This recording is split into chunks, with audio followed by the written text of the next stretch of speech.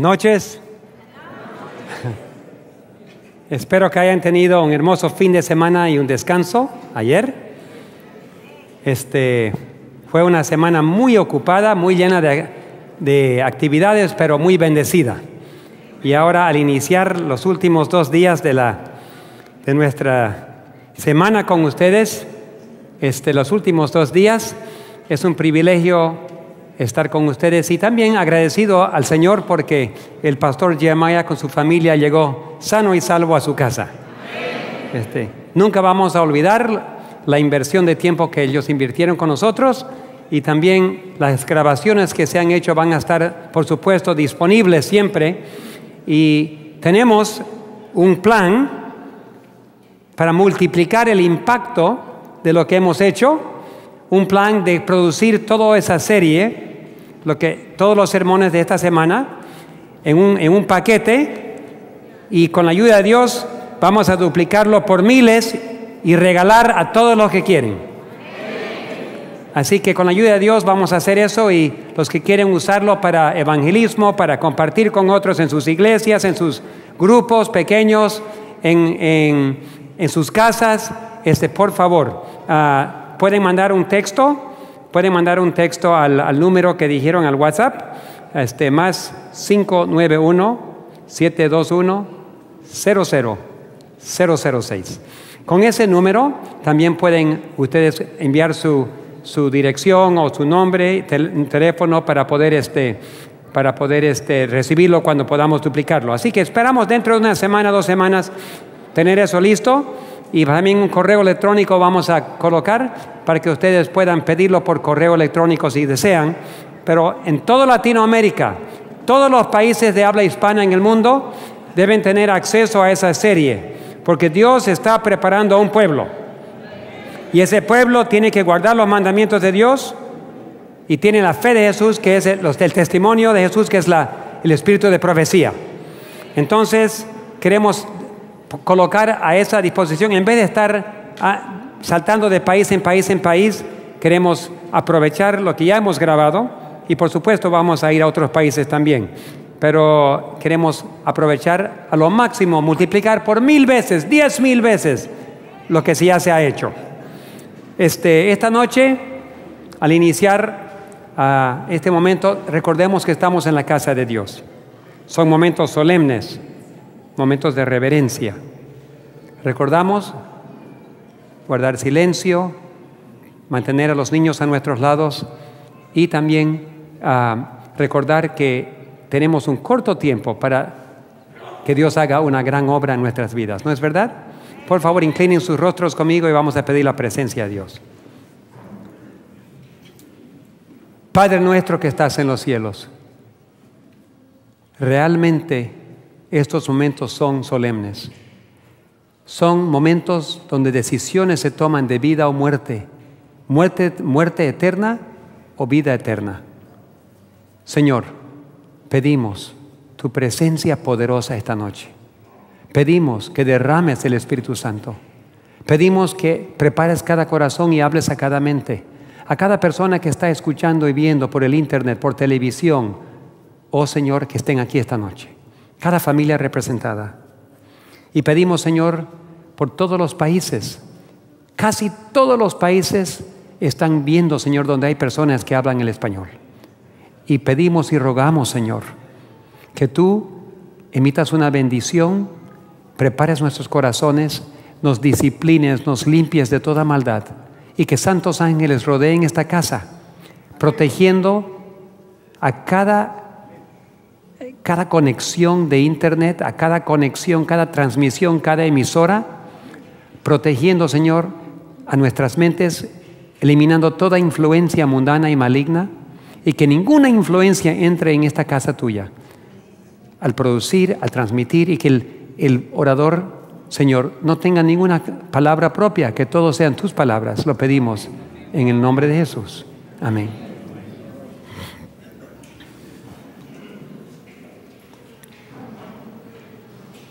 Hemos gozado esta semana al aprender que el tiempo es muy corto y que con la venida de la ley dominical que ya está en proceso, el Papa está viajando de país en país, preparando el camino. Ayer recibí una llamada telefónica de un amigo en Costa Rica. Él me dijo que hizo algunas llamadas telefónicas. Habló con lo que normalmente sería la unión de obispos católicos, pero encargados en Bruselas de toda Europa. Habló, me dio el nombre de la persona, me mandó el texto, el encargado de coordinación de todas estas cosas para Roma en Europa. Habló con él y le preguntó sobre cuál es el proceso para la ley dominical en Europa. El hombre se entusiasmó y les compartió mucha información y dijo: ¿cómo usted ha descubierto que estamos en proceso de colocar una ley dominical para toda Europa? Usted seguro ha investigado, porque nosotros no hemos hablado mucho de eso. Y bajo el manto y el nombre de el ambiente, estamos promoviendo agresivamente una ley que cubra toda Europa y que el domingo sea por ley un día de reposo. Él habló con otros también en Sudamérica y le dijeron que están trabajando con Norteamérica para primeramente iniciar allí lo más rápido posible con el Congreso, y que el Papa está trabajando y ellos también todo el Vaticano, para que muy pronto se apruebe una ley nacional dominical en los Estados Unidos. Eso solamente comprueba lo que ya hemos estado escuchando, ¿no es verdad? No debe ser sorpresa para el pueblo de Dios que eso está ocurriendo. Si las señales ya están allí, si ya sabemos, si el conflicto de los siglos ya revela, la Biblia ya revela lo que va a pasar. Los únicos que no saben son aquellos que nunca han tenido la oportunidad de conocer, y los adventistas que están durmiendo, y que hay muchos que están durmiendo. No hay ciegos más ciegos que aquellos que voluntariamente son ciegos. Si tú no quieres saber, nunca vas a saber. Pero yo sé que ustedes quieren saber. Y aquí han estado con eso. Y quiero hablar ahora de todo lo que hemos aprendido, sabiendo que estamos muy, muy cerca. La ley dominical, por si acaso, no debe traer miedo al corazón.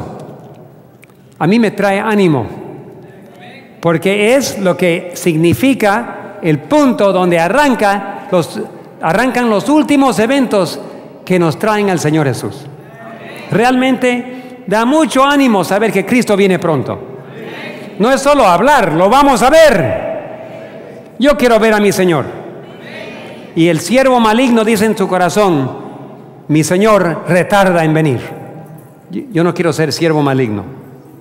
Yo quiero ser un siervo que cuando veamos al Señor va a decir: bien hecho, siervo fiel, entra al gozo de tu Señor. Entonces, al conocer y al hablar de estas cosas, es importante saber que no es gratis. El tomar decisiones para poder tomar estas medidas en nuestras vidas, darle al Señor el control de nuestras vidas, no es gratis. Tiene su costo. Y el Señor Jesús, antes de ir a la cruz, hizo conocer a sus discípulos el costo. Y dijo: si quieren venir en pos de mí, ¿qué deben hacer? Recojan su cruz y vengan y síganme. Pero justamente el versículo antes dice: el Hijo del Hombre debe ser perseguido, rechazado y va a morir. ¿Qué significa? Significa que nosotros, al recoger nuestra cruz, tenemos que ir a morir también. Morir al yo, definitivamente morir al yo, a la vida antigua. Pero algunos darán sus vidas también. Pero no debemos tener, Jesús dijo, no debemos tener temor a la muerte de los que matan el cuerpo, porque no es eso que determina nuestro destino. Son los que matan el alma. A ellos debemos temer. Entonces, debemos entusiasmarnos. ¿Sabe que morir es más fácil que vivir? Vivir en los días futuros va a ser más difícil que morir. Entonces podemos decir, Señor, como dijo Pablo, vivir es Cristo y morir es ganancia. Entonces, vamos a vivir por Cristo y si nos toca morir, vamos a tener una ganancia, porque vamos a descansar apenas un segundito y vamos a escuchar la trompeta que nos va a despertar. Quiero contarles la historia de un hombre que pagó un precio también. El costo, esta noche se titula el sermón El costo del discipulado. Dietrich Bonhoeffer era un joven alemán. Él estudió teología. Tenía entre su familia a hermanos, primos, hombres muy eruditos, científicos. Su primo llegó a ser embajador de Alemania a Inglaterra. Era muy inteligente y al estudiar teología, hacer su seminario, maestría y doctorado, se graduó summa cum laude. O sea, lo más alto que se puede obtener en notas casi perfectas.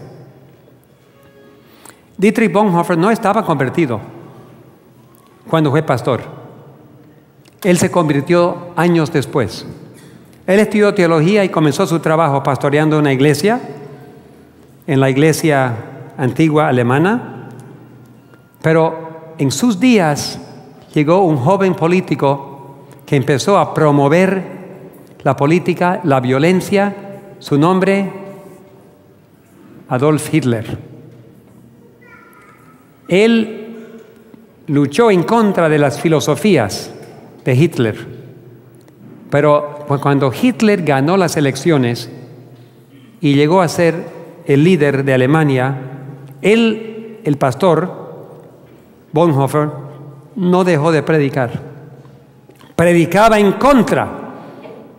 Y cuando Hitler tomó posesión de las iglesias, y Hitler llegó a ser la cabeza de todas las iglesias en Alemania, expulsaron a todos los judíos, naturalmente. Y se supone que algunos pastores hubiesen dicho algo. Se supone que los pastores y líderes de las iglesias hubiesen defendido los derechos de los judíos. Pero no. Casi todos los pastores se acomodaron. No querían pelear con Hitler, así que aceptaron las injusticias, expulsaron a los judíos y el pastor Dr. Dietrich Bonhoeffer abrió una nueva iglesia. Se llamaba la Iglesia de la Confesión, donde cualquiera que confesaba a Jesucristo podría venir a ser miembro de su iglesia. Eran momentos peligrosos. Él se fue a Inglaterra, trabajó allí en una iglesia alemana. Él se fue a Estados Unidos, donde también estudió un poco. Pero él, en los días tan peligrosos de Hitler, volvió a Alemania para dirigir la obra de la Iglesia de Confesión. Él sabía que probablemente era su vida. Tomó una posición pública en contra de Hitler, la ejecución de los judíos, y los ayudó a escaparse de Alemania. ¿Qué haríamos nosotros? Si toda la política se nos viene en contra, ¿seguiremos en el rumbo de Jesucristo o nos acomodaríamos como todos los otros pastores hicieron?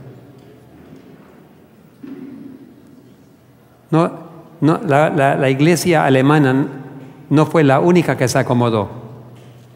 También, tristemente, nuestra iglesia, la iglesia remanente, también se acomodó con Hitler. Y dieron permiso a todos los jóvenes que trabajen el sábado. Muchos jóvenes dijeron, no podemos trabajar el sábado. No, pero su presidente de la división ha autorizado que ustedes pueden trabajar el sábado. Y ellos respondieron, no es el presidente de la división, que es Dios. Obedecemos a Dios antes que a los hombres. Y ellos fueron muchos martirizados por no trabajar el sábado.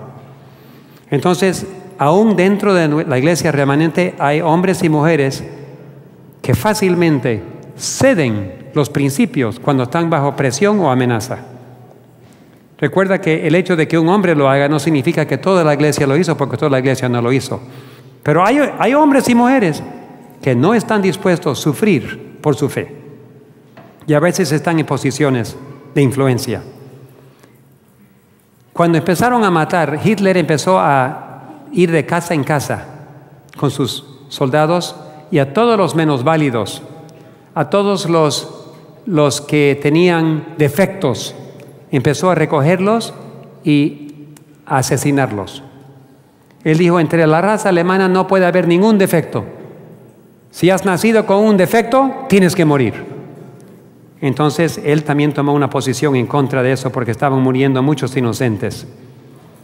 Pero cuando él durante sus estudios se convirtió en América, él dijo, voy a tomar una posición. La Biblia y solamente la Biblia será la base de todo lo que yo enseño y lo que creo. Esa es una posición protestante. Sola Escritura. Yo cuando estaba en Alemania me llevaron a donde está la estatua de Martín Lutero. Tenía la Biblia en sus brazos, así, y decía, sola Escritura. Y me preguntó el doctor, el teólogo adventista, me preguntó y me dijo, David, ¿tú crees que Martín Lutero realmente creía en sola Escritura? Le dije, doctor, a mí me parece de que es la reputación que tenía, sola Escritura. Me dijo, en casi todo, pero no en todo. Porque lo llamaron a Martín Lutero y le dijeron, si vas a creer en sola Escritura, tienes que guardar el sábado. Y qué difícil para Martín Lutero. Le doy mi respuesta mañana, dijo. Martín Lutero volvió y dijo, no ha llegado el momento todavía para guardar el sábado, tenemos que seguir guardando el domingo. Aunque yo sé que está en la Biblia, y el domingo no está en la Biblia. Así que Martín Lutero casi creía en sola Escritura. Pero era un hombre de Dios. Igual que en las iglesias dominicales, evangélicas, católicas, en otras, Dios tiene millones de hijos y de hijas que guardan el domingo. Pero llegará el momento cuando todos sus hijos y sus hijas tendrán que decidir, ¿sola Escritura o no? O la autoridad humana entra y acepto la autoridad humana o acepto solamente la palabra de Dios. Dietrich, el doctor Bonhoeffer, decidió basar lo que creía en la palabra de Dios solamente. No sabemos si jamás le llegó la convicción del sábado, pero una cosa dijo, si Dios ordena que no debemos matar, entonces voy a defender a los inocentes aunque me cueste la vida. Lo prohibieron, el gobierno nazi lo prohibió a él que predique o que publique. Él siguió por debajo, publicando y predicando. Hoy en día con el internet no se puede parar nada. Pero él seguía haciendo lo que podía. En enero de 1943, él se comprometió con una señorita para el matrimonio. Su sueño era casarse con ella, pero unos meses después, apenas 3 meses después, en abril de ese mismo año, él fue arrestado por Hitler, por sus actividades. Estuvo un poquito más de un año en la cárcel, en la prisión, pasó momentos de tortura. Y justamente mientras ya empezó a caer, en 1945, mientras empezó a caer el gobierno de Hitler, 2 semanas antes que los americanos entraron con sus fuerzas armadas, Hitler ordenó la muerte de algunos presos políticos, incluyendo al doctor Bonhoeffer, y él fue colgado. Una mañana temprano lo sacaron afuera y con varios otros los colgaron hasta la muerte, y 2 semanas después entraron los americanos y liberaron a Alemania. ¿Nunca se casó? Podría haber soñado, no, Señor, ¿por qué estoy aquí? Yo quiero formar mi hogar. pero él tomó una decisión.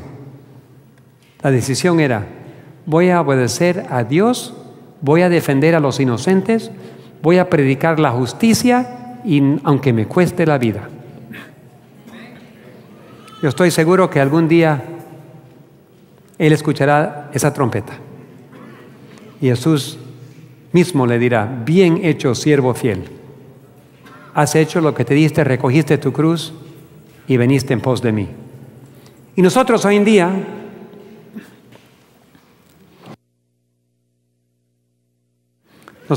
día tenemos que evaluar cuánto cuesta seguir a Jesús. ¿Cuánto nos va a costar? Bueno, evaluamos un poco en los tiempos de Jesús. En los tiempos de Jesús, ¿qué le pasó a Jesús por obedecer a su Padre? En Lucas 4 se cuenta la historia de Jesús cuando se puso de pie en la sinagoga para leer. Lo invitaron a Jesús que lea, y él leyó, se recuerdan ustedes, de Isaías, y dio su misión. Y cuando terminó, dijo: hoy día se ha cumplido esta profecía en sus oídos. Se quedaron atónitos. Pero Jesús no dejó de hablar ahí. Él contó dos historias y dijo: ¿se recuerdan Elías? ¿A quién mandó Dios? ¿A dónde mandó Dios a Elías para que le dé de comer? A la viuda de Sarepta. Ella no era de Israel. Dios la mandó afuera de Israel para que él tenga sustento. Y cuando Dios sanó de la lepra, sanó a Naamán. Ni siquiera era judío en los tiempos de Eliseo. Pero ningún otro leproso judío se sanó.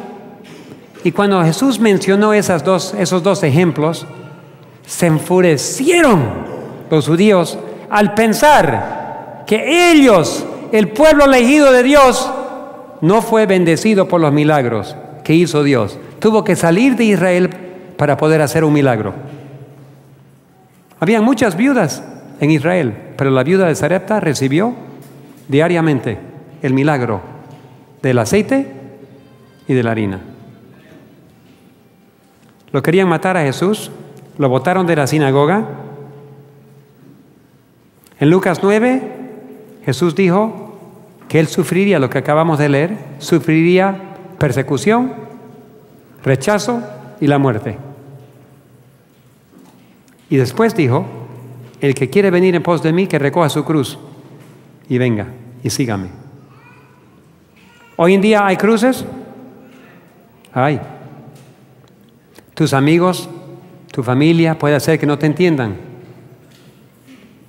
Puede ser que al tomar decisiones de permitir que Dios reforme tu vida, cambio de dieta, cambio de costumbre, puede ser que al colocar tu autoridad en la palabra de Dios, aceptar solamente la autoridad que dice, si está escrito, era la única autoridad que Jesús aceptaba, escrito está.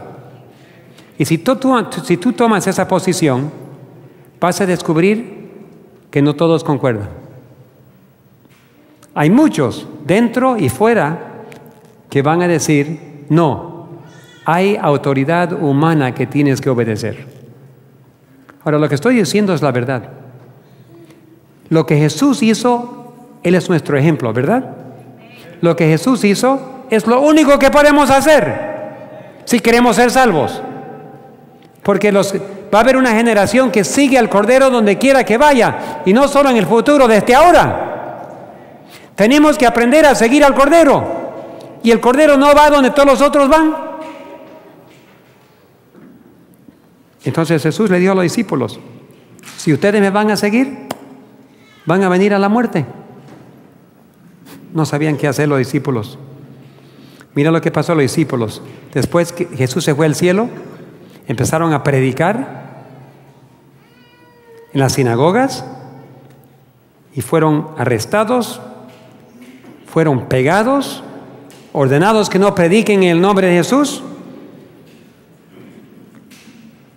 Dicen que van a llenar, en Hechos 5 estaban predicando, en Marcos 13 se habla de eso, que sufrieron mucho por predicar. Pero ¿cuál es la respuesta? Debemos obedecer primero a Dios antes que a los hombres. Eso sigue vigente hoy en día. Tenemos que obedecer a Dios antes que a los hombres. Si los hombres concuerdan, no hay problema. Pero si hay conflicto, tengo que obedecer al capitán. Donde manda capitán, no manda marinero. Y hay muchos marineros hoy en día que quieren ordenar una orden directa del comandante. Así dice Dios, pero yo digo, así dice Dios, pero nosotros decimos. Es lo mismo que pasó en Israel. Y eso ocurre hoy en día. Algunos de ustedes ya lo han experimentado. Ya nos han dicho. Y les digo que eso pasa en todos los países. ¿Por qué ocurre eso? Es un poco difícil y triste que ocurra eso. Vamos a estudiar un poquito más de cosas que ocurren, pero es porque estamos en la última generación. ¿Qué más esperamos? ¿Que el diablo esté tranquilo dejando que el pueblo de Dios se prepare? Él está desesperado. Él todavía cree que si puede mantenernos durmiendo, Él tiene una posibilidad de ganar. No ha ganado, como vimos en la primera batalla, en el atrio, no ganó en el lugar santo. Lo único que le queda es ganar en el lugar santísimo. Que Dios no pueda preparar a un pueblo. Y la verdad es que yo no le entiendo a Dios. ¿Cómo, si nunca en la historia del mundo hemos visto una evidencia de una generación sellada y obediente? Apenas tenemos 2 ejemplos. El primero fue Enoc y el segundo fue Elías. En toda la historia humana, 2 personas. Y Dios dice, voy a colocarte 144,000. Sea literal o simbólico, lo vamos a saber pronto. Pero miles de personas como Elías y Enoc. Es absurdo, imposible. No, ¿cómo Dios se inventa tal imposibilidad? Pero lo que es imposible con nosotros, con Dios es posible. Por eso ni el diablo lo cree. Pero ¿sabe qué? Se está asustando el diablo. Porque esta semana le complicó la vida al diablo. Esta semana muchos de ustedes han tomado decisiones firmes a quién van a seguir. Y muchos afuera mirando también tomaron decisiones. Y el diablo se está asustando. Yo he predicado en más de 100 países. Y les digo que Dios está preparando un pueblo en todos los países. Porque cuando Dios selle su pueblo, va a haber de todas las tribus del mundo, va a haber. Yo sé que va a haber peruanos allí. Va a haber bolivianos, va a haber sudamericanos, africanos, europeos, norteamericanos, canadienses, de todo el mundo. Y hay algunos africanitos que viven en tribus, ¿no? Y son bien chiquititos así. Sin duda Dios tiene preparando algunos de ellos también. ¿Se imaginan qué lindo va a ser? De todo tamaño, de los altos gringos que viven en algunos lugares y otros altos sudamericanos y unos africanitos chiquititos. En África también hay grandes gigantes también. Mi esposa y yo hace unos años corrimos en un maratón. No se imaginan, ¿no? El tío David y la tía corriendo. Es que sus hermanas con mi hermana se ingeniaron a hacer un maratón. Era medio maratón, 21 kilómetros realmente. Unos corrieron 42, nosotros corrimos 21 kilómetros. Pero como ella y sus hermanas, 2 hermanas decidieron hacerlo y se estaban preparando, yo dije, ¿cómo voy a permitir que las mujeres corran y yo no? Entonces yo decidí, yo me voy a acoplar, inscríbame también. Y llegó el día en San Diego cuando corrimos 32,000 personas. Ahora, a mí me gusta la competencia, o sea, mi espíritu es de correr y mirar para atrás, ¿no? Mi esposa es tranquila, amigable, tiene un espíritu tan amorosa, pero en ese maratón ella también empezó a pasar la gente. Y nunca había visto eso en ella antes. Pero cuando estás con 32,000 personas, ¿no? Pero sabes, en África hay una nación que siempre tiene la posibilidad de producir en las Olimpiadas, que muchas veces ganan los maratones. ¿Se recuerdan qué país? Kenia. Tienen algunos hombres altos y cuando corren, cada paso es 2 de los míos. Y corrimos en ese maratón. La meta era terminar, pero también teníamos un reloj y estábamos yendo lo más rápido posible. Estamos en un maratón. Estamos en un maratón. Y para terminar, es lo único que cuenta. Tienes que terminar, pero a veces te duele. A veces tus pulmones están gritando, ¡más aire! Tus músculos te dicen, ya no corras, camina. No, ¿cómo vas a hacer? Tienes que terminar. Y nosotros estamos en un maratón y tenemos que correr. Pablo dice que yo voy a correr y voy a obtener el premio que me espera. Y cuando tocó morir dijo, he cumplido y voy a recibir la corona. ¡Qué hermoso! Algún día quiero yo decir eso. Pero todavía nos falta correr. Los discípulos, todos, a excepción de Pablo, fueron martirizados, murieron. Fui a la India a predicar, prediqué en varios lugares de India. Fui a una comunidad con leprosos. Les pregunté, ¿no hay leprosos en India? Sí, pero el gobierno los tiene todos escondidos. Estaban en la calle, pero ahora los pusieron en comunidades. Y después que los pusieron allí, ahora muchos de los gobernantes niegan que hay lepra, porque están escondidos. No tenemos lepra en India. Pero si tú quieres ver una comunidad, vamos. Así que nos fuimos a una comunidad leprosa. Yo empecé a sacar fotos y inmediatamente empezaron a pelear algunos. No saca fotos, no puede sacar fotos. Usted lo va a usar para levantar fondos. Nosotros en nuestra institución no levantamos fondos. Nunca escribimos cartas pidiendo fondos. No, hemos hecho un trato con Dios. Si esta obra que hacemos es de Dios, Él mismo se encargará de darnos dinero para trabajar. Por eso se dieron cuenta que no hemos recogido ofrendas nunca, ¿no?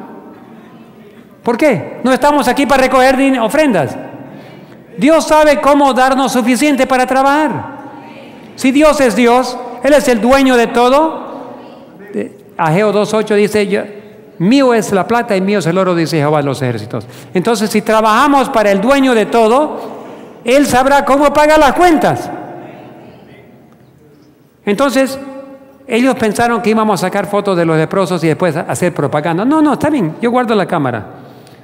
Y mientras ahí peleaban en su idioma, yo no sé, en Telugu, en su idioma de Telugu, estaban discutiendo que no, que se vayan, ¿por qué vienen gente acá para sacar fotos de los pobres leprosos?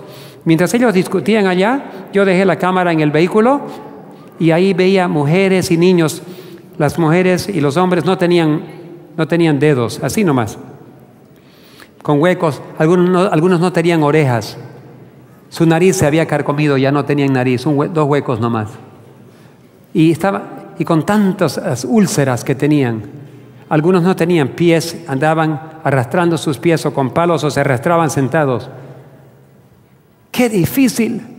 Y yo me acerqué y me recordé de lo que Jesús hacía. Jesús, cuando vio a un leproso, ¿qué hacía? Los tocaba. El secreto en mostrar tu cariño es tocar. Así que yo me acerqué, le agarré la cara a una señora y lo besé. Le abracé a un hombre que no tenía brazos, o no tenía dedos y brazos ulceradas. Empecé a agarrar los niños. Algunos ya tenían lepra, niñitos. Y empecé a abrazar y besar. Y alguien me hubiese dicho, no toques porque te puedes infectar. Yo dije, ese es problema de Dios. Jesús tocaba leprosos y yo siempre puedo hacer lo que Jesús hacía. Siempre estoy en lo correcto en hacer lo que Jesús hacía, ¿sí o no? Si Jesús tocaba leprosos, yo también. Y repentinamente, todas las peleas que habían se quedaron en silencio. Hoy, los extranjeros están viniendo acá para abrazarnos y besarnos. Dejaron de pelear, empezaron a sonreír y pronto dijeron, tío David, me preguntaron mi nombre, ¿no? Tío David, tío, ¿podemos sacarnos una foto juntos? Sáqueme a mí, por favor. Abraza. Yo también con el tío, yo con el tío. Lindas fotos con los leprosos me saqué. Y les pregunté, ¿algunos son cristianos? Sí, algunos somos cristianos, otros son hindúes, otros son budistas. Pero son algunos, sí. Y cuénteme, le dije al pastor, ¿cómo es que el cristianismo entró a la India? Me dijo, por el apóstol Tomás. Tomás, el que tanto dudaba, ¿no? Él vino y por más de 1000 años todos los cristianos de la India guardaban el sábado, el séptimo día. ¿Por qué? Lo aprendieron directamente del apóstol. Y ahí y después entró la persecución y empezó a desaparecer y otras cosas, y por fin ahora está regado un poquito, pero por 1000 años el cristianismo estaba por toda la India y ellos hasta ahora se llaman los cristianos de Tomás. Solamente un hombre, solamente un discípulo, un apóstol conquistó a todo el continente. ¿Cómo sería para con nosotros, no? Entonces, él sufrió persecución, Tomás fue martirizado también. Aquí no muy lejos de acá tenemos la Inquisición. ¿Por qué lo llaman la Santa Inquisición cuando es tan endemoniada? Yo no sé. Pero sí le ponen el nombre. En esa Inquisición fue arrancada para poder descubrir quiénes creían en la Biblia, quiénes creían más en la Biblia que en la autoridad humana. ¿Sabes cuántos murieron en la Inquisición española? 30 millones de personas. 30 millones de hermanos y hermanas, muchos de ellos martirizados aquí muy cerca, en la Inquisición. ¿Han visitado alguna vez? Nosotros teníamos una señorita guía que nos estaba guiando por ahí. Yo muchas veces cuando trabajaba en la Unión venía un representante de Norteamérica de la Asociación General y me decían, David, lleva al pastor para que conozca. Así que yo lo llevaba, yo traducía. La señorita estaba caminando con un grupo de personas y la señorita dijo, yo la escuché con mis propios oídos, dijo, hoy en día hay tantos criminales en el mundo, la violencia ha aumentado. Tenemos que otra vez tener una inquisición. Y los turistas, sí. Señorita, una pregunta. ¿Por qué usted está mintiendo? Todos los turistas.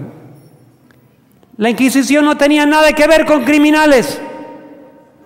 La Inquisición tenía que ver con personas que tenían una creencia en la palabra de Dios. No eran criminales, eran de lo mejor que había en la nación. Solamente que la Iglesia de Roma perseguía a los que creían en la Biblia. Es verdad, Señor, es verdad, decía. Entonces, ¿por qué usted está mintiendo?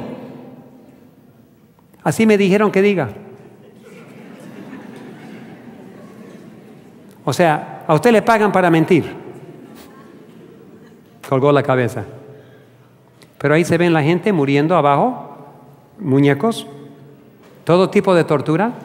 Pero ¿sabe qué? Para que 30 millones de personas acepten morir por su fe, cueste lo que cueste, significa que Dios estaba con ellos tomándoles de las manos. Porque normalmente el cuerpo no aguanta. Yo estaba predicando en Florida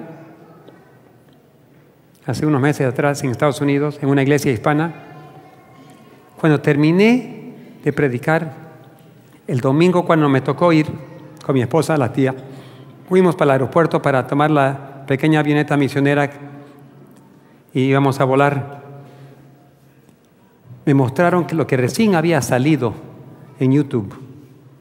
En África, la sección no cristiana, musulmana, algunos de los radicales habían atacado la sección cristiana y estaban pegando a los cristianos, arrastrándolos o tirando en medio de la fogata. Mujeres, niños, hombres, no es posible imaginar. Y estaba todo allí. los tiraban en medio de las llamas y una mujer salió de las llamas arrastrándose. La pegaron y la pegaron y la pegaron y la agarraron y otra vez la tiraron adentro. Pues lo que más me sorprendió era que había un hombre sentado en las llamas. No se movía, no se había caído, solo estaba así. Las llamas alrededor y él orando. Yo estoy seguro que Jesús lo tenía de la mano y le estaba diciendo: sé fiel hasta la muerte, yo te daré la corona de la vida. Me costó un poquito asimilar un video de las personas quemando ese mismo día que yo estaba predicando. Mientras yo predicaba, los hermanos están siendo quemados. ¿Será que yo tengo ese tipo de valentía? ¿Será que yo estoy dispuesto a morir por mi fe en la fogata? Orando con el Señor, yo le dije: Señor, dame ese tipo de valentía. La Inquisición acá en el Perú fue terrible. Medellín, Colombia, otro centro de Inquisición. Varias veces he entrado a la catedral acá de San Francisco. No sé si ustedes conocen ahí. ¿Qué hay abajo? Cuando uno va por las catacumbas te dicen que son las tumbas de los santos. Mentira. Yo me agarré una linterna, me escapé del grupo y di la vuelta por adentro con mi hermano. Y por allí yo vi pozos donde apenas entra un cuerpo y adentro los huesos de las personas. Dicen: estos son las tumbas. Pero entonces, ¿por qué hay un túnel que conecta a la catedral a la Inquisición por debajo de la tierra? ¿Por qué descubrieron que lo pueden llevar a los herejes entre allí y allá? Cuando morían los llevaban y los botaban en el pozo, o ahí morían también. No, Señor. Aquí murieron los santos del Señor. Muchos miles han muerto. 30 millones de cristianos atormentados y muertos. Pero yo me pregunto, ¿por qué por 1260 años Dios permitió a Roma que mate a los santos? ¿Por qué? Y estoy seguro de una cosa: cuando lleguemos al cielo, vamos a descubrir que por haber tenido persecución van a haber más gente en el cielo que si hubiese paz. Lo que más quiere Dios es tener poblado a la tierra nueva, poblada. La tierra nueva lleno de santos. ¿Y cómo hacerlo? Bueno, Dios sabe cuál produce más salvaciones. ¿Y saben qué? Persecución produce más gente convertida que cuando estamos viviendo en momentos de paz. En la China hay mucha persecución. Las iglesias secretas llenan todo el país y no se puede saber. El presidente de la Unión en Hong Kong me dijo que no hay idea cuántos adventistas y cuántos cristianos y cuántos evangélicos hay, porque mayormente la mayor parte adoran en secreto y sabiendo de que si los descubren pueden estar con sentencia de 10, 20 años o la muerte. Pero lo hacen. Y un famoso cristiano dijo: no oren por la China para que se pare la persecución. Ore para que Dios acompañe a sus perseguidos y los ayude a ser fiel. Porque si para la persecución, va a parar el crecimiento de la iglesia. Bueno, tengo buenas nuevas. Buenas nuevas. Algún día llegue la persecución al Perú otra vez. Y la iglesia va a entrar en explosión. Y solo los cristianos verdaderos van a entrar. Ya no va a haber clubes. Ya no va a ser un lindo club donde se hace entretenimiento. Ahí solamente los que están dispuestos a sufrir y morir por su fe. Ahí sí hay una iglesia pura. Muy pronto. Que Dios lo traiga rápido. Pero primero que nos prepare. Hay un conflicto inminente. La Biblia dice que habrá un conflicto entre el dragón y el cordero, entre sus representantes y los representantes del cordero. Un conflicto, ¿y sabe quién gana? El cordero. El cordero gana y por la palabra de su testimonio y la sangre de Jesucristo. Ese conflicto inminente comenzó en el cielo. Apocalipsis 12 nos da algunas ideas de cómo fue. Jesús mismo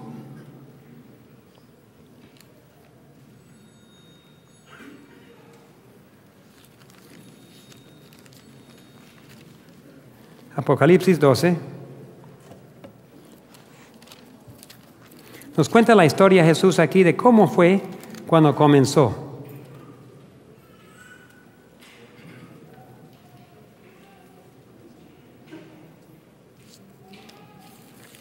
Habla, él abre como si fuese secretamente.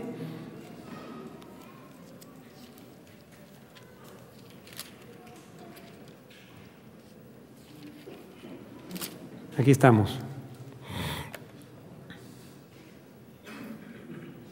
Él habla y nos muestra cómo, nosotros no estuvimos ahí, pero Él estuvo y Él nos muestra secretamente lo que estaba pasando. Y al leerlo podemos ver un poquito más, entender un poquito más. Apocalipsis 12, 7 al 9, por favor. Dice: después hubo una gran batalla en el cielo. Miguel y sus ángeles luchaban contra el dragón. Y lucharon el dragón y sus ángeles, dos grupos. Miguel y sus ángeles, el dragón y sus ángeles. Pero no prevalecieron, ni se halló lugar para ellos en el cielo.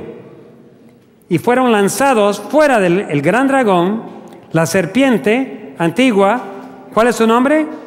Que se llama el diablo y Satanás, el cual engañó al mundo entero y fue arrojado a la tierra, y sus ángeles fueron arrojados con él. Aquí vemos cómo comenzó ¿Pueden imaginarse guerra en el cielo? El cielo es un lugar de paz. El cielo es un lugar de gozo. Pero hubo guerra en el cielo. Entonces no debemos sentirnos mal si hay guerra aquí. No sabemos cuántos años, la Biblia no dice, pero estoy seguro de que por un periodo largo el enemigo tuvo oportunidad de hablar secretamente e inculcar ideas, porque convenció a 33% de todos los ángeles, la tercera parte de los ángeles en el cielo, lo creyeron a Satanás.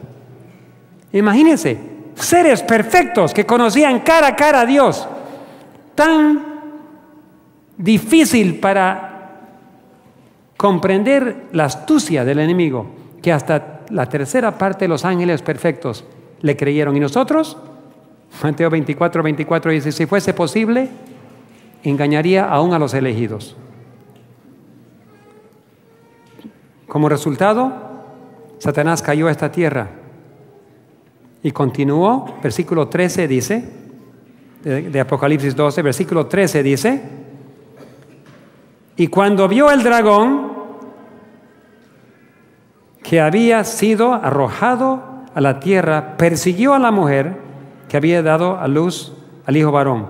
¿Cuál es la estrategia de Satanás? La estrategia de Satanás es perseguir. Siempre perseguir, persecución. 1260 años de persecución. Anteriormente a Roma papal era la Roma antigua. La Roma antigua perseguía a los cristianos. Cuando yo estaba en Roma predicando, me llevaron a la casa de Nerón. Nerón era uno de los reyes de Roma más crueles. Lo que más le gustaba ver es morir a la gente. Y cuando él quería hacer carreras en el Circus Maximus, ponía en las cruces a los cristianos, los pintaba de brea, y para iluminar la noche las carreras de los caballos, encendían y quemaban en vivo a todos los cristianos. Yo salía a medianoche, me llevaron después del sermón a ver, yo salía a medianoche al centro del Circus Maximus, donde todos los caballos corrían. Me imaginaba 2000 años atrás, cuando hacían carreras y mis hermanos estaban en las cruces quemando, y mis hermanas. Me arrodillé en el centro y: Señor, este lugar sagrado donde se derramó la sangre de los santos, por favor, hazme siempre fiel, dispuesto siempre a hacer lo que tú quieres, predicar la verdad, cueste lo que cueste. No quiero nunca, nunca aceptar la autoridad de un marinero cuando el capitán ordena. Así dediqué mi vida. Y por nada, nada, nada, yo ruego a Dios que me deje ser infiel. Entonces, cuando el dragón quiere hacer guerra contra el pueblo de Dios, siempre trae persecución. Hoy en día el dragón está preparándose otra vez. Están construyendo prisiones. Están construyendo campos de concentración. Recién la semana pasada salió una noticia que Estados Unidos compró 30,000 guillotinas. ¿Para qué son las guillotinas? ¿Para jugar? Cuando estuve en México, un hermano de la iglesia me dijo que él estaba caminando y una de las lonas se salió de un camión y estaba lleno de guillotinas. Él se asustó y salió corriendo, porque cuando lo vieron a él, no sabían qué pensar porque era secreto. ¿Para qué son guillotinas? Para ejecutar con eficiencia. Y dice aquí en Conflicto de los Siglos, la palabra de Dios ha dado advertencias respecto a tan inminente peligro. Descuide estos avisos y el mundo protestante sabrá cuáles son los verdaderos propósitos de Roma. Ahorita todo el mundo cristiano está atrás de Roma, vamos a seguir. El Papa está como un abuelito tan amable, se parece, ¿no? Un hombre muy amable y querido. Pero cuando quiere hablar con espada, dice, sabe qué decir. Algún día es un abuelo muy humilde y el otro día es un soldado. Dice, pero ya será muy tarde para salir de la trampa. Cuando los cristianos, evangélicos y otros protestantes descubran, va a ser muy tarde. Roma está aumentando sigilosamente su poder. Sus doctrinas están ejerciendo sus influencias en las cámaras legislativas, en las iglesias y en corazones de los hombres. Ya se está levantando sus soberbios y imponentes edificios en cuyos secretos recintos reanudará sus antiguas persecuciones. ¿Saben que muchos no creen que Roma está coordinando las cosas para reiniciar la Inquisición? Pero en Polonia hace unos 10 años se comenzó de nuevo el colegio de la Inquisición para enseñar a los jóvenes sacerdotes cómo perseguir, torturar y cómo ejecutar una nueva Inquisición. Y están aprendiendo. Hace 10 años están preparándose. Pero aquí dice que están construyendo debajo sus edificios debajo las catedrales nuevas que todavía hay. Dice, está acumulando ocultamente sus fuerzas sin despertar sospechas para alcanzar sus propios fines, para dar el golpe en su debido tiempo. Todo lo que Roma desea es asegurarse alguna ventaja y esta ya le ha sido concedida. Pronto veremos y palparemos los propósitos del romanismo. Cualquiera que crea y obedezca a la palabra de Dios incurrirá en oprobio y persecución. Es lo que dice el Espíritu de Profecía, la profeta. También dice lo mismo en la Biblia, ya lo leímos. Pero quiero contarles rápidamente porque el tiempo se nos va. Cuando yo nací a 2 millas de Washington, D.C. Mi papá estaba estudiando el seminario. Y mi papá un día estaba parado allí cuando se le acerca un hombre y se saludaron. Y el hombre le dice, yo soy un inspector del gobierno. Cada vez que se construyen edificios nuevos, a mí me toca ir a inspeccionarlos para autorizar para que el público comience a usar. Y me sorprende que al terminar la inspección que ya hice me encuentro en un campus de la Universidad Adventista. ¿Sabes dónde estuve recién? Mi papá le dijo, no sé. Recién acabo de venir de inspeccionar este edificio. La Iglesia Católica de Washington, D.C., National Shrine. Yo entré adentro. Había estado ya 20 años en construcción y querían abrir las puertas, pero no habían terminado todavía. Eso demoró 40 años en construir. Pero él dijo, yo entré adentro, revisé y dije, bueno, parece que está bien, quiero ir abajo, al sótano. No. Yo no voy a firmar nada si no voy a entrar al sótano. Así que tuvieron que llevarlo al sótano. Y dijo, cuando yo entré al sótano, vi unas puertas inmensas, grandes, de 3 pisos. Y le dije, ¿y para qué hay estas puertas? Ábralos. No, por favor, ábralos. O si no, yo no firmo. Así que abrieron las puertas, si me recuerdo el color era roja de las puertas de color rojo. Cuando abrieron las 2 puertas inmensas, habían 3 pisos de celdas, una prisión entera ahí abajo.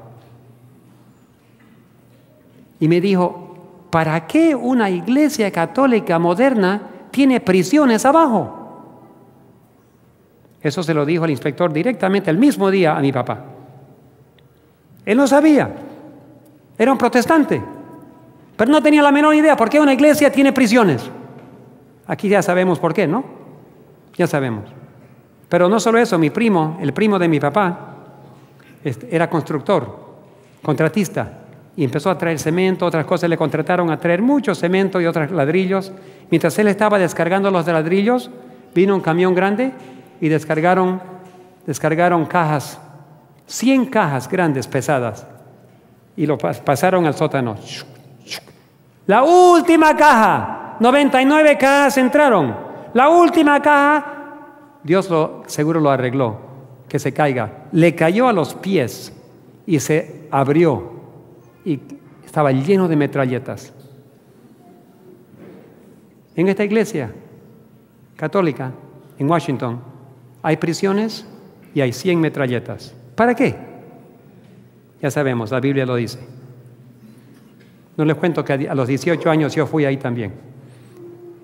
Y no tengo tiempo para hablar. La mayor necesidad del mundo es la de hombres que no se vendan ni se compren, hombres que sean sinceros y honrados en lo más íntimo de sus vidas, hombres que no teman dar al pecado el nombre que le corresponde, hombres cuya conciencia sea tan leal al deber como la brújula al polo, hombres que se mantengan de parte de la justicia aunque se desplomen los cielos. Hermanos y hermanas, es difícil hoy en día seguir al Cordero, pero va a ser más difícil mañana. Decídanse para quién están. ¿A qué lado? ¿Están en la de Dios o están en la del Cordero? Para terminar, quiero nomás decirles que estamos viviendo en el zarandeo. ¿Qué significa un zarandeo? Un sacudón, donde todo lo que está dentro se sacude, para que se dividan en 2 grupos, trigo y cizañas. Nunca en la historia del mundo la mayoría ha estado en el correcto, siempre la minoría. Lo que la mayor cantidad de personas dicen siempre ha sido el error.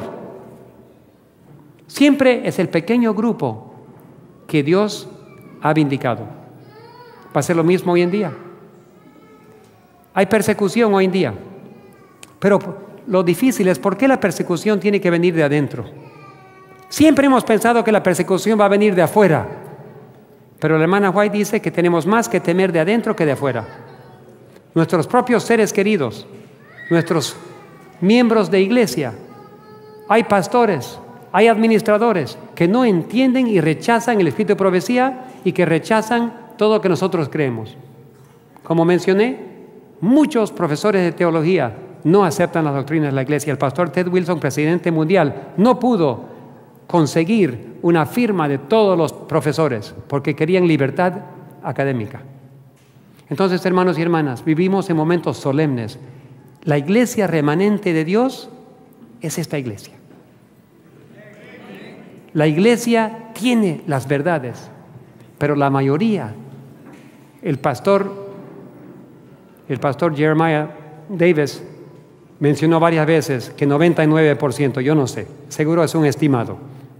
Sin el tiempo de la hermana White, ni siquiera 1 en 20. Eso significa 95%, dice la hermana White, en los días de ella, estarían perdidos en la misma iglesia. ¿Cómo será hoy en día? Probablemente 99% es más seguro. más cerca a la realidad.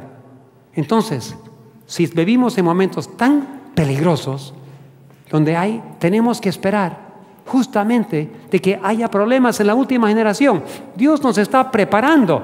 ¿Quiénes están dispuestos a ponerse de pie aunque los cielos se desplomen? ¿Quién está dispuesto a obedecer la autoridad de Dios antes que los hombres? ¿Quién está dispuesto a sufrir, perder membresía, perder sus privilegios, perder muchas cosas? ¿Quién? Dios te está probándonos. Pero ¿sabe qué? Dios honra a los que le honran. No tienes que tener miedo. Lo que le hace el hombre no es nada. Lo que queremos es que nuestros nombres estén en el libro de la vida. Asegúrate que tu nombre está en el libro de la vida. Pero nunca va a estar escrito en el libro de la vida si obedeces a los hombres antes que a Dios. Recuerda, nunca. Uno que siempre obedece a los hombres en vez de a Dios por vergüenza, por no perder privilegios, por amenazas, nunca tendrá su nombre en el libro de la vida. Y los guías ciegos se morirán también con sus ovejas. Dios está buscando hombres y mujeres hoy en día, pastores, administradores, que están dispuestos a ponerse al lado de Dios, cueste lo que cueste. Pierdas tu trabajo, pierdas tu reputación, pierdas tu membresía. No queremos perder la membresía, pero su membresía no está aquí en la tierra, está en el cielo. Un adventista borrado aquí puede tener su nombre sin tocar en el cielo. El papelito de la tierra no vale nada. Los que injustamente borran a miembros, ellos serán perdidos. Porque no hay justicia, ni siquiera muchos han sido borrados injustamente. Conozco un país donde trabajamos, 7,000 personas han sido borrados, simplemente porque desobedecer al pastor. Eso no es bíblico. Como resultado, nos toca decidir esta noche. Nos toca decidir, obedecer a Dios o a los hombres. Porque mañana, ahí viene la tormenta. Porque mañana viene la persecución severa. Y los que no aguantan un poquito de viento ahorita, ¿cómo van a aguantar la tormenta que viene? Pero yo quiero decirles, ¿sabe qué? No tenga miedo. El Cordero gana. Y el Cordero está aquí esta noche. El Espíritu Santo está aquí. Y está derramándose las personas. Y te habla tu corazón. Señor, señora, hijo, hija, querido, ¿estás dispuesto a seguir al Cordero donde quieren que vayas? Si lo vas a hacer mañana, empieza hoy. Donde quiera que nos lleve, no importa si nos cueste la vida, no importa cuánto cueste, es esta noche. Entonces, quisiera invitarles a arrodillarse conmigo para una oración de consagración esta noche.